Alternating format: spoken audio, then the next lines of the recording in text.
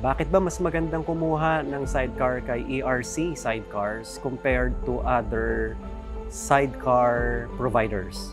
Straight answer, madali po kaming kausap. Yun lang din ang sasabihin ng mga naging customers natin since last year. Madali lang talagang kausap si ERC.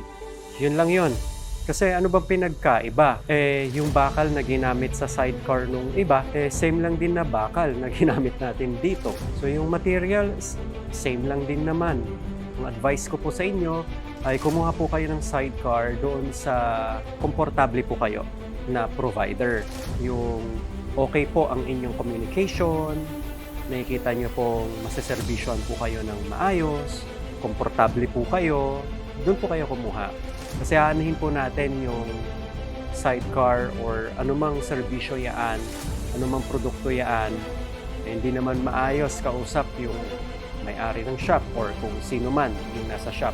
It is really important na komportable po kayo doon sa manufacturing or doon sa provider po nung sidecar.